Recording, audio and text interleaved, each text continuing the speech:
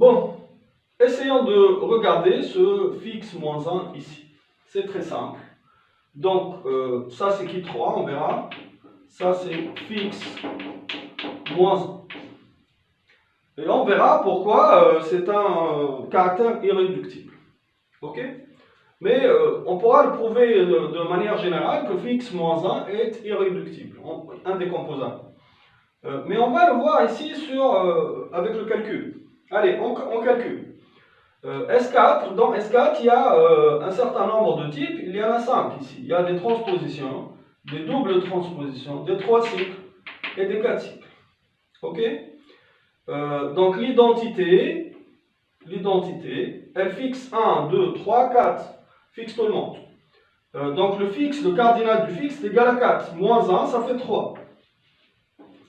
Les transpositions, par exemple la transposition 1, 2, fixe 3 et 4, donc fixe 2, et si on enlève 1, donc ça devient 1. Fixe 2 entiers, donc fixe moins 1 égale 1. La double transposition, elle bouge tout le monde, elle ne fixe rien, donc 0 comme fixe. Moins 1, donc ça fait, attention, 0, moins 1. Les 3 cycles, dans S4, par exemple 1, 2, 3, fixe l'entier 4, donc le fixe est égal à 1, et j'enlève 1, ça fait 0. Le 1, 2, 3, 4, il bouge tout le monde, le 4 cycle, 1, 2, 3, 4, il bouge tout le monde, il pousse 1 en 2, 2 en 3, personne n'est fixé. 0, moins 1, ça fait moins 1. Ok? Bon, donc ça c'est un caractère, bon, la première colonne, en fait la première colonne, c'est quoi la première colonne? En fait c'est les tailles des matrices, Ok? En fait c'est, ça c'est qui de E, qui de l'identité. Qui de E, ça veut dire trace de RE, trace de RE. Ok? Trace de RE. Mais RE est égal à ID. RE est égal à ID. Donc c'est la trace de ID. Donc est égal à D. Qui de E égale trace de RE égale à ID. Trace. Donc D. Ok? Donc on appelle ça degré de la représentation ou degré du caractère. Eh bien, vous voyez que on le voit ici sur la première colonne. Donc la première colonne, il y a toujours des entiers non nuls qui correspondent à la taille des matrices qu'on utilise dans la représentation. Ok? Donc c'est très simple. Le qui 3 ici, c'est un caractère de degré 3. Ok? Bien. On pourra voir qu'il y a un caractère simple, trivial, où il y a des 1 partout. Ça c'est très simple. Ça c'est sigma associe 1. Sigma appartient au groupe, associe 1. Ok, qui est un morphisme de groupe, qui est multiplicatif. Si vous passez à la trace, c'est un petit taille 1. C'est un petit taille 1. Si vous passez à la trace, il n'y a pas de trace, c'est la même chose. Donc ici, le caractère, il est aussi multiplicatif. Donc ça se passe avec le 1, mais aussi avec le epsilon. Le epsilon, c'est quoi? C'est la signature de Sn. La signature de Sn, tout le monde sait que epsilon sigma sigma prime égale epsilon sigma fois epsilon sigma prime. C'est multiplicatif, c'est un morphisme de groupe de degré 1. Pourquoi de degré 1? Ça veut dire l'image est un petit bloc, matrice de taille 1. Ok, donc on le retrouve ici. Ben, c'est connu, hein, Sn, dans Sn, il y a seulement deux caractères de taille 1. Certains parlent de caractères linéaires. Ok, caractère de taille 1, de degré 1. Ok, il y en a deux exactement. Hein. Bon, j'ai pas le temps de faire ça maintenant. Je vais juste remplir. Les transpositions epsilon négatif, moins 1. Les doubles transpositions epsilon égale à 1. Les 3 cycles positifs. Les 4 cycles, attention, les 4 cycles négatifs, moins 1. Ok? Bon, sur les caractères, on a un produit scalaire. Phi scalaire qui est égal somme des phi de A fois qui de A bar. Attention, ça peut être complexe. Les matrices à valeur complexe, ça peut être complexe. Donc il y a un bar. Et vous divisez par la taille du groupe. Donc F scalaire G égale somme des F de A, G de A bar sur cardinal de G. En fait, comme ces caractères en général, en fait, ont une propriété importante, c'est que si vous prenez deux éléments conjugués, conjugués, ça veut dire B égale sigma A, sigma moins 1. Si vous passez, c'est multiplicatif matriciellement, si vous passez à la trace, les matrices à droite et à gauche, comme c'est Q, Q moins 1, n'entre pas. Hein. Donc, trace de B, qui de B, A, B moins 1, égale qui de A. Ok? Ça veut dire tout ce qui est conjugué va avoir la même, pas la même représentation, mais la même trace. Hein? Donc on dit que c'est une fonction centrale. Hein? Ça s'appelle fonction centrale. Fonction centrale, ça veut dire constante sur la classe de conjugaison. Exemple, 1, 2. Dans S4, par exemple, il est conjugué à 1, 3. Transposition 1, 3. On ne va pas faire une colonne pour 1, 3, une colonne pour 2, 3, etc. On va faire seulement une colonne par classe de conjugaison. 1, 2. Et sa classe. Tout le monde, ici, en colonne, va avoir le même qui. Okay? Si on prend une représentation, qui R et son caractère qui R de petit a est égal à qui R de A', si A' et A sont conjugués. Ok? Donc on revient au produit scalaire ici. Si tout le monde va avoir la même image ici sur une classe, on sort le cardinal de la classe, on parle de cardinal de l'orbite, oméga A. Sur oméga A, f de A, g de A, c'est pareil. Ok? Donc, il y a un cardinal oméga A qui va se diviser par cardinal de G. Ok? Et on a une propriété simple qui dit que oméga A fois stab A est égal à cardinal de G. Ok? Donc, nous, on divise oméga A sur G. Oméga A sur G, ça vous donne 1 sur stab A. 1 sur stab A. Donc, moi, j'appelle ça nu A. Nu A égale 1 sur stab A. Formule, nu A égale G sur oméga A. Très simple. Stab A fois oméga A égale G, donc nu A égale G sur oméga A. Donc, si on change de formule, ça devient comme ça. F de A, G de A bar, divisé par nu A. Donc, le oméga A sur G en cardinal, devient 1 sur nu. 1 sur nu qu'on va remplir ici les nus. Hein? C'est très simple.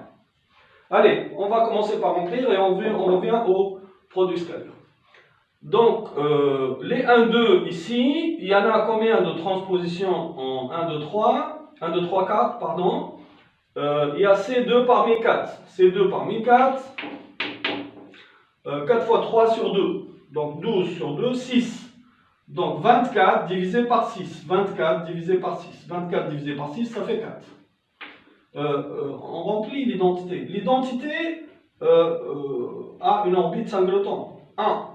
24 divisé par 1. 24 sur 1, 24. Donc attention, il faut prendre son temps pour comprendre cette histoire. Hein. Très important les nus ici. Hein. Donc les doubles transpositions dans S4, il n'y en a pas beaucoup. Hein. Donc c'est 1, 2, 3, 4. 1, 3, 2, 4. 1, 4, 2, 3. Donc il y en a 3. Ok? Donc il y a 3 doubles transpositions. Cet élément, il a 3 conjugués.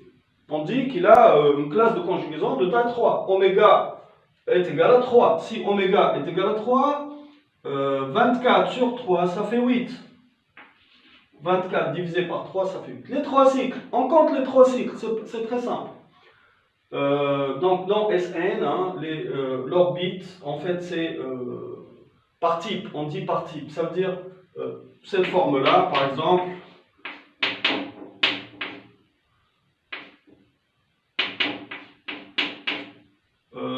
de composition en cycle joint, 2 doubles transpositions, et un 3 cycles, et un singleton. Hein. Donc si on parle de type, hein, 2 puissance 2, 3, 1... Donc si on a la même forme, c'est conjugué, c'est très simple. Ok? Donc tout ce qui est 3 cycles ici, c'est pareil. 3 cycles, il suffit de compter. Dénombrement des 3 cycles. Combien y a-t-il de 3 cycles dans S4. C'est facile. On commence par compter les éléments fixés. Par exemple, je compte 4. Je fixe 4, pardon. Ça peut être le cycle 1, 2, 3. Ça peut être le cycle 1, 3, 2. Donc, si je fixe 4, j'ai 2 cycles. Si je fixe 3, etc. Donc, ça fait combien? Ça fait 2 fois 4. Ok, il y a 8, 3 cycles. Je répète, je fixe 4, donc 2, 3 cycles. Si je fixe un autre, donc toujours 2, 3 cycles. Donc 2 fois 4. Donc 2 fois 4, 8. Et l'orbite contient 8. 24 sur 8, ça fait 3. Donc stoppez la vidéo et revenez en arrière si vous avez un problème. Ce comptage est très important. Il faut le faire correctement. Ok. Les 4 cycles maintenant. Les 4 cycles. Les 4 cycles, c'est facile.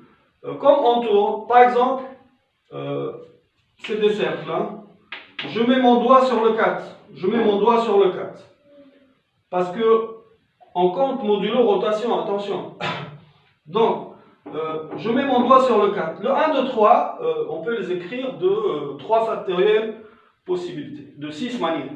Donc, il y a 6 4 cycles. Je répète, pour compter les 4 cycles, je mets mon doigt sur le 4, je l'arrête de bouger, hein. Il faut qu'il arrête de bouger. Le 1, 2, 3, ils font ce qu'ils veulent.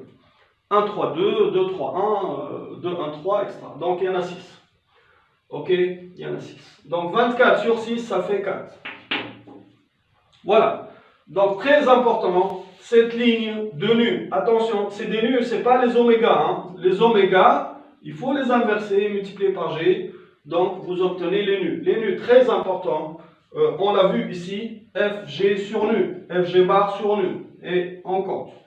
Attention, il y a deux écritures. Tous les A appartenant à G.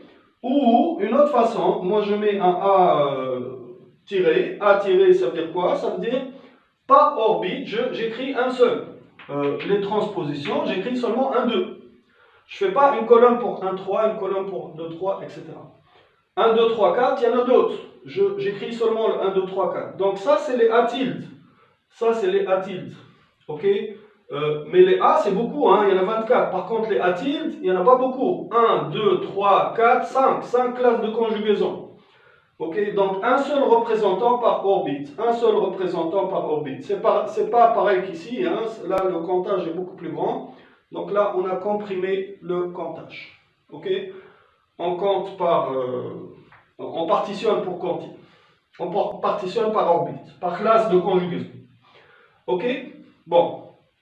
Donc, maintenant, les caractères ont une propriété importante, c'est que pour ce produit scalaire-là, les caractères irréductibles, attention, on n'a pas encore vérifié que ces caractères sont irréductibles. Bon, pour 1 et epsilon, hein, c'est facile. Pour Ki3, je ne sais pas pour le moment, on verra comment faire. Donc, le résultat dit que si vous prenez deux caractères irréductibles distincts, ok, vous les scalérez avec ce produit scalaire et vous obtenez 0. Si vous scalérez Ki3 avec lui-même, il devrait donner 1. Ok, donc c'est une base orthonormée d'un certain espace vectoriel. Je n'ai pas le temps de détailler ça. Ok, mais retenez que Ki3, Ki scalaire psi donne 0 ou 1, si ils sont irréductibles. Les caractères irréductibles, ok, scalérés entre eux donnent soit 0, soit des 1. Ok. Donc pour savoir qu'un caractère est irréductible, il suffit de le scalérer avec lui-même et obtenir 1. Donc Ki3, pour vérifier qu'il est irréductible, il y a une façon qui n'a rien à voir avec les matrices, c'est juste un calcul, Ki scalaire Ki égale 1. Avec les nœuds, attention, hein, donc je scalaire cette ligne par exemple pour vérifier qu'elle est irréductible. Donc 3 par 3, 3 carrés divisé par 24, f de A, G de A bar, c'est f de A au carré, et au module de f de A au carré, si c'est complexe, module au carré sur nu. Donc 3 au carré sur 24, 9 sur 24. Ok, ici 1 au carré sur 4, 1 quart, plus moins 1 au carré sur 8, moins 1 au carré sur 8, 1 huitième, plus 0 au carré sur 3, plus moins 1 au carré sur 4, 1 1 quart.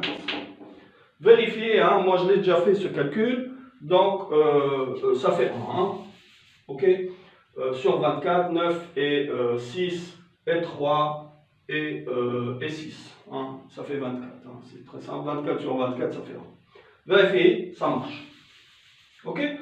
Donc, je répète, Ki3 scalaire lui-même, avec ce produit scalaire-là, on peut scalarer avec cette forme, mais c'est plus compliqué. Il vaut mieux scalarer avec les nus, c'est beaucoup plus simple. Donc, Ki3, le fixe moins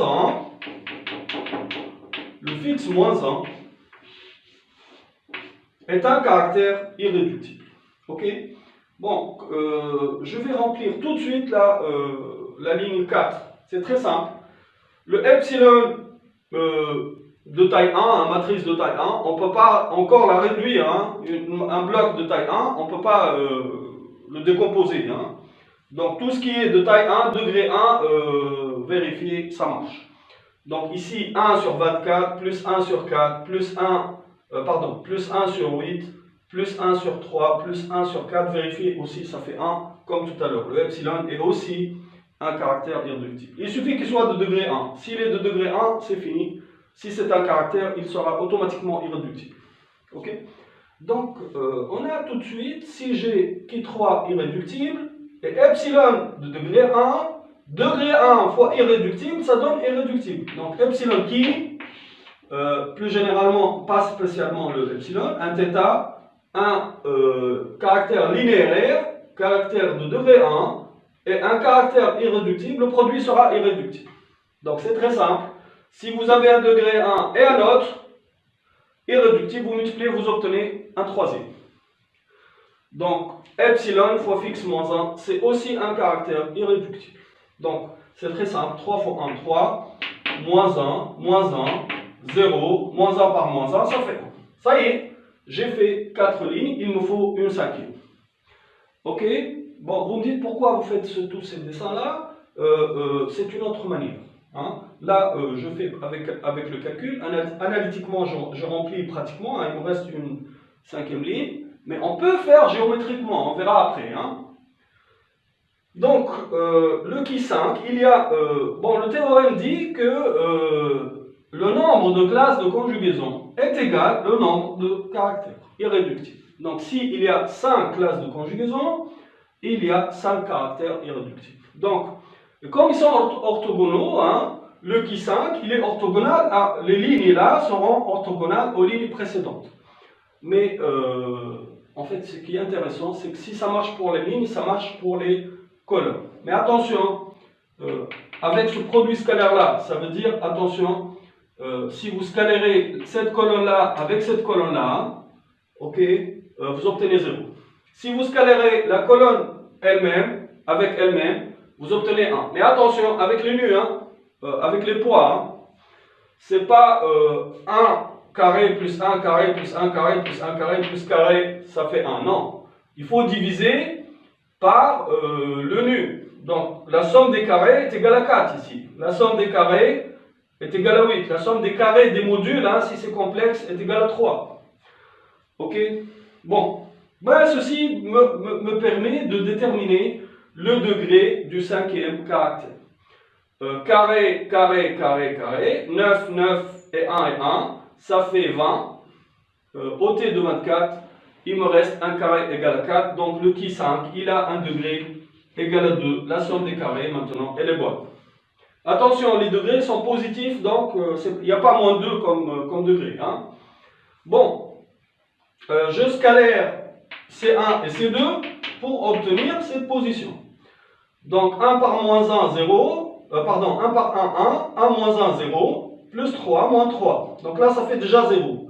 Donc pour obtenir 0, je suis obligé de scalérer 2 avec 0. Vous voyez qu'on s'en fout du nu ici, hein, avec les colonnes. Si le produit scalaire, ça fait 0, tu divises par nu ici ou là, hein, on s'en fout. Hein. Donc C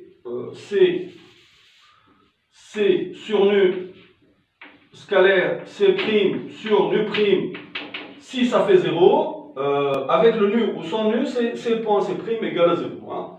Donc avec les colonnes, on s'en fout du poids. Vous scalérez, vous obtenez 0.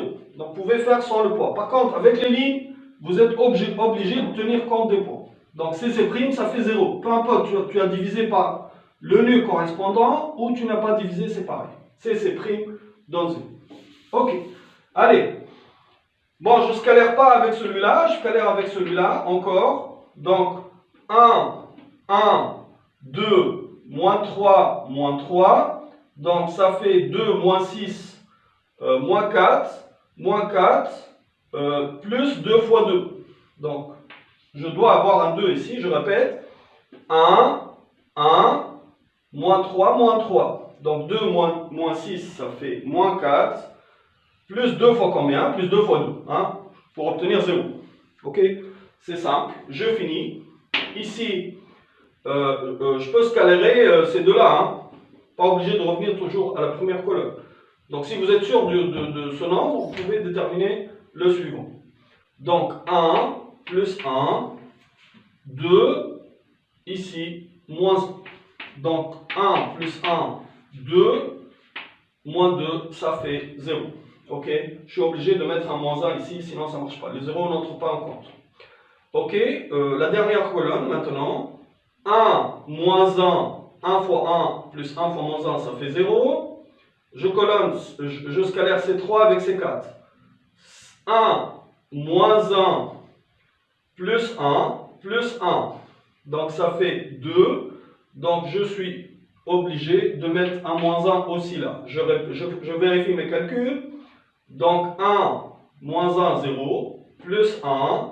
Moins 1, ça fait 0. Pardon. Là, je dois avoir un 0. Voilà, le 4 cycle doit donner 0, je vérifie. Donc c'est bon, j'ai un 0 ici. Je répète, 1 moins 1 ça fait 0, 1 moins 1 ça fait 0, donc 2 fois 0. Voilà, j'ai fini ma table de caractères. Ok? Avec la méthode analytique, hein, avec la méthode analytique. Donc voilà la table de caractères de S4.